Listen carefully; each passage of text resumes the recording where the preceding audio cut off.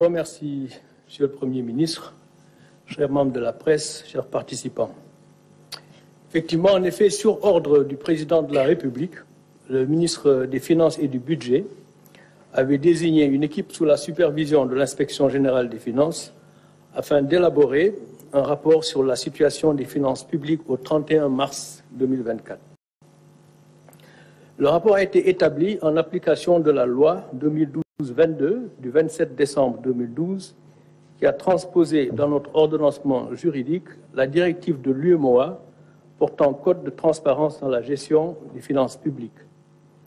Cette loi dispose que, dans les 3 mois suivant chaque nouveau mandat présidentiel, la situation globale des finances publiques, et en particulier la situation du budget de l'État et de son endettement, fait l'objet d'un rapport préparé par le gouvernement.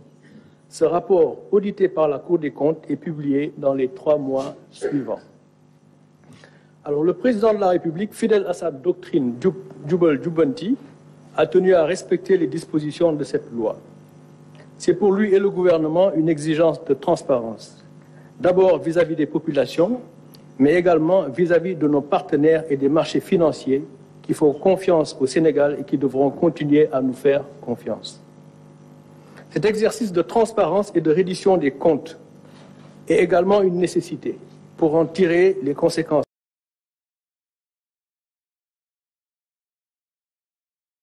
objectives, notamment pour le référentiel des politiques publiques en cours de finalisation pour opérationnaliser le projet. Alors, les constats. Le rapport sur la situation des finances publiques a révélé que la dette publique du Sénégal et les déficits budgétaires ont été plus élevés que publiés par les autorités sortantes et communiqués à nos partenaires durant la période 2019-2023. Le déficit budgétaire a été annoncé à une moyenne de 5,5% du PIB sur la période 2019-2023. Mais en réalité, il a été en moyenne de 10,4%, soit près du double. La dette publique a été annoncée en moyenne à 65,9% du PIB durant la période 2019-2023. Mais en réalité, elle a été en moyenne de 76,3% du PIB en raison des déficits publics plus élevés que publiés. Ainsi, à fin 2023 par exemple, la dette de l'État central, hors secteur parapublic, est à 15 664 milliards, soit 83,7% du PIB, alors qu'elle était annoncée à 13 772 milliards, ou 73,6% du PIB. Il s'agit donc d'un supplément de dette contractée et non publié de près de 1 892 milliards, soit 10% du PIB de plus. Cette dette supplémentaire est principalement due à des tirages sur des prêts projets, sur financement extérieur, et des prêts contractés auprès des banques locales de façon non transparente. Sur la période 2019-2023, les tirages sur ressources extérieures non inclus dans les déficits ont été en moyenne de 593 milliards annuellement et les prêts bancaires non inclus dans les déficits en moyenne de 179 milliards annuellement.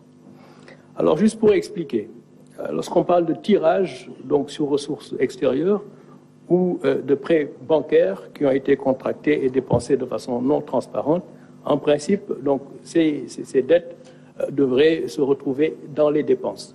Donc, dans les dépenses et donc dans le financement. Dans le financement de ces dépenses et donc dans la dette. C'est la raison pour laquelle nous disons qu'il y a eu des tirages sur ressources extérieures ou des prêts au niveau des banques locales qui ont financé des dépenses qui n'ont pas été publiées ou en tout cas comptabilisées dans nos déficits budgétaires et de ce fait, ces dettes sont à comptabiliser dans la dette et donc on fait l'objet de dépenses qui auraient dû être incluses dans nos déficits. Alors, cette dette supplémentaire, nous disions, est principalement due au tirage sur ressources extérieures des banques locales. Si on prend l'exemple de l'année 2023, par exemple, le déficit budgétaire à fin 2023 s'établirait aux alentours de 10% du PIB 2023, en y intégrant les tirages sur ressources extérieures et les prêts auprès des banques, alors que le déficit annoncé était de 4,9% du PIB, soit le double. Au-delà de ces chiffres sur le déficit et la dette, l'audit a également révélé que le surfinancement du Trésor public d'environ 605 milliards de francs CFA à fin 2023, c'était un surfinancement qui avait été convenu avec le Fonds monétaire international et qui devait être utilisé pour l'année 2024. Ce surfinancement de 605 milliards de francs CFA a été utilisé pour payer des dépenses non budgétisées et des dettes connues de l'État, contrairement à ce qui avait été communiqué aux partenaires. La non-disponibilité de ce surfinancement en 2024 a nécessité des emprunts non initialement programmés, notamment l'émission d'eurobonds par placement privé de 750 millions de dollars en juin 2024 dernier, et des crédits commerciaux syndiqués de 300 millions d'euros au troisième trimestre. Encore une fois, pour clarifier, il y avait un montant de 605 milliards donc de francs CFA de surfinancement qui devait être disponible en 2024, n'est-ce pas, pour un certain nombre d'obligations. Ces 605 milliards donc, de francs CFA ont été utilisés en bonne partie et donc nous ne les avons pas trouvés dans les comptes lorsque nous sommes arrivés.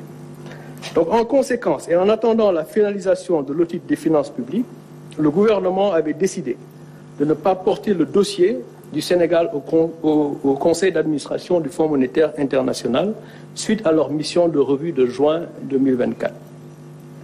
L'examen du dossier du Sénégal sur la base de chiffres erronés aurait conduit à un cas de ce qu'on appelle le misreporting, c'est-à-dire la transmission de fausses informations pour bénéficier des tirages prévus sur les ressources du Fonds monétaire international. La conséquence de la transmission de données erronées pour bénéficier de tirages est le remboursement des ressources mobilisées, à moins de bénéficier d'une dérogation sur la base de mesures correctives crédibles approuvées par le FMI. Le gouvernement a donc choisi la voie de la transparence. Là aussi, juste pour clarifier, quand on parle de transmission de données erronées au Fonds monétaire international, donc vous allez au conseil d'administration avec un rapport et les données avec lesquelles vous allez au conseil d'administration sont les données qui sont transmises par les autorités du pays. Alors si ces données donc transmises ne sont pas correctes ou frauduleusement donc données ou fournies au service du Fonds monétaire et qu'il y a un décaissement, ce décaissement en principe il doit être remboursé. À moins qu'il y ait une dérogation du même conseil d'administration du Fonds monétaire international s'il y a des mesures correctives donc qui permettent au pays de revenir sur la trajectoire qui était précédemment donc convenue.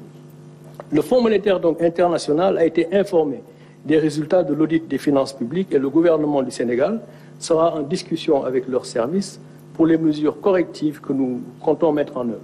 Ces mesures seront mises en œuvre soit dans le cadre du programme en cours avec le FMI pour mettre les finances publiques sur la trajectoire initialement convenue, ou dans le cadre d'un nouveau programme à négocier à très très court terme et à mettre en cohérence avec le nouveau référentiel des politiques publiques. Alors, en tout état de cause, ce qu'il faut retenir est que ce qui sera convenu avec le Fonds monétaire international sera le programme du gouvernement, afin de mettre notre déficit budgétaire et notre dette sur une trajectoire soutenable, à un niveau de risque modéré, voire faible à moyen terme. Ainsi, le gouvernement prend l'engagement de ramener la dette de l'État central de 83,7% du PIB en 2023 à moins de 70% dans des délais raisonnables. Nous nous fixons cet objectif non seulement parce qu'il correspond à nos engagements dans le cadre de l'UEMOA, mais également parce qu'il correspond à nos capacités actuelles d'endettement, compatibles avec une économie saine et prospère, portée par un secteur privé fort. C'est l'ambition du projet du président de la République pour un Sénégal souverain, juste et prospère. En effet, la croissance moyenne sur la période 2014-2023 a été d'environ 5% malgré les déficits budgétaires effectifs d'une moyenne de 10% du PIB, donc 2 fois qu'annoncé. On a eu une croissance moyenne de 5%, on a annoncé un déficit budgétaire en moyenne de 5%, mais ce déficit budgétaire a été en réalité de 10% en moyenne. Cela veut dire que l'action de l'État par l'endettement n'a pas été efficace. On peut être tenté d'attribuer cette contre-performance à la conjoncture internationale. Mais la faiblesse constatée de la croissance n'est en réalité qu'un retour à nos performances historiques d'une croissance de 4% hors pétrole et agriculture. On sait que l'agriculture est volatile de façon générale. La croissance moyenne, nos performances historiques, c'est autour de 4% de croissance. En effet, la croissance du PIB non agricole, donc lorsqu'on enlève la partie agricole qui est un peu volatile, la croissance du PIB non agricole a commencé sa décélération depuis 2018, donc bien avant la Covid et la guerre russo-ukrainienne. Et cette croissance atterrira en 2024 à moins de 4% du fait de la faible croissance du premier trimestre liée à la situation politique qui prévalait. Alors donc, je disais tout à l'heure que nos performances historiques, c'est en moyenne de 4% de croissance. Le premier trimestre, il y a eu une forte décélération, on le sait tous, à cause de la situation politique qui a prévalu.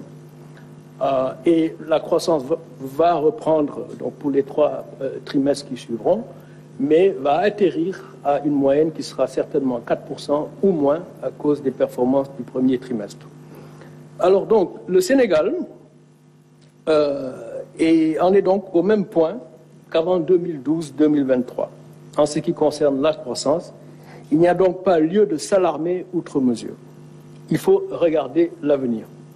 Le plan Sénégal émergent, dans son plan d'action prioritaire 2014-2018, avait indiqué que des investissements publics massifs étaient nécessaires pour jeter les bases d'une forte croissance et les plans d'action 2018-2023, au-delà des relances post-Covid, prévoyaient que le secteur privé prenne le relais de la croissance. Tel n'a pas été le cas, étant donné la vérité des chiffres. Autrement dit, dans, disons, les 12 dernières années, dans la première moitié, le premier mandat, il a été question de beaucoup investir en s'endettant pour jeter les bases d'une croissance beaucoup plus forte. Et le secteur privé devait prendre le relais. C'est vrai, il y a eu la crise de la Covid et il y a également eu la crise russo-ukrainienne. Mais disons qu'il demeure que le secteur privé n'a pas pris le relais de la croissance et le déficit budgétaire dans cette stratégie a été le double de ce qui a été annoncé. Néanmoins, la croissance a été donc en décélération depuis 2018, donc bien avant les 2 crises qui ne peuvent pas être utilisées comme prétexte de ce point de vue.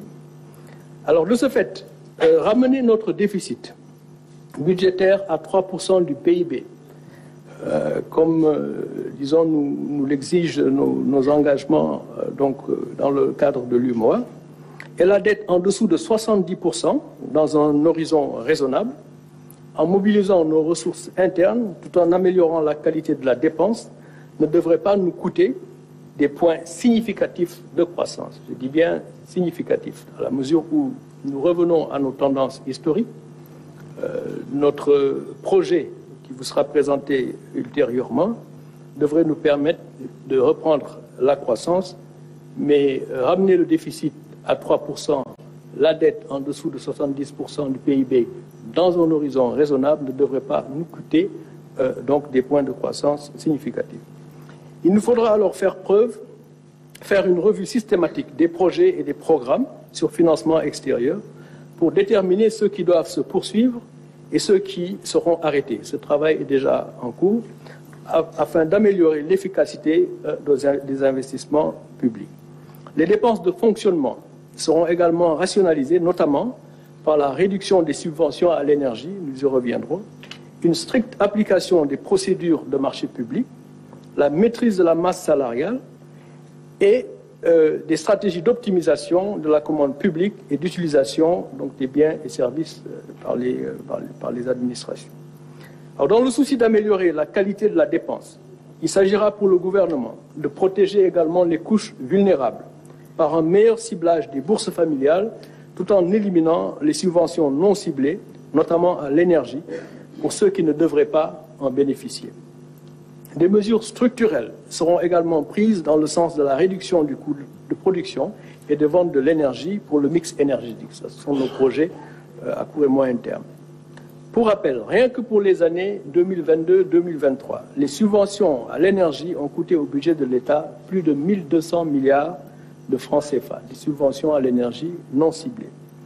Alors, la mobilisation des ressources internes se fera en réduisant les exonérations fiscales, en élargissant l'assiette fiscale, tout en réduisant les taux d'imposition, pour pouvoir promouvoir le civisme fiscal et en menant des réformes qui inciteront les entreprises à la formalisation. On sait déjà que 97% de nos entreprises sont informelles, donc les inciter à se formaliser permettra également de favoriser le civisme fiscal.